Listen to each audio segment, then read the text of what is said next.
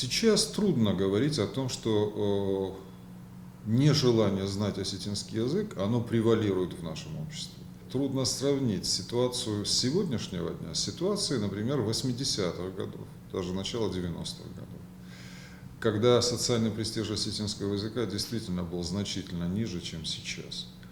И когда говорить на осетинском языке было проявлением некоего, ну, скажем, некой отнесенности к социальным низшим слоям.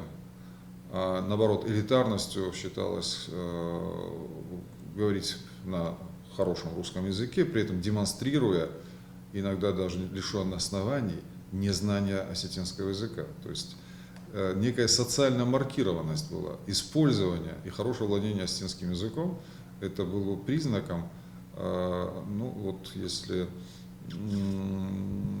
так, сельского жителя.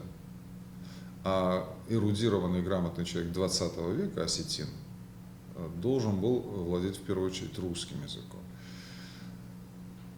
Отношение сейчас радикально, на самом деле, изменилось в общественной психологии, и я бы сейчас говорил о других комплексах.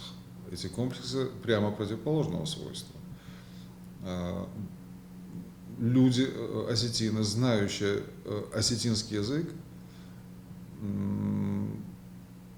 испытывают чувство гордости, потому что они владеют родным языком. Я бы сказал, что некоторые из них даже испытывают чувство превосходства, которое они даже иногда демонстрируют, что, конечно, неуместно, но тем не менее это происходит. И по отношению к осетинам, не владеющим осетинским языком, они его иногда демонстрируют, такое превосходство. Так вот, комплексы имеют как раз сейчас те осетины, которые родным языком не владеют или владеют плохо.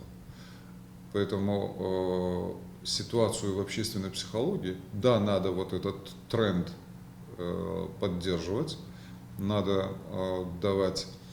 надо укреплять каждого осетина в его стремлении знать родной язык.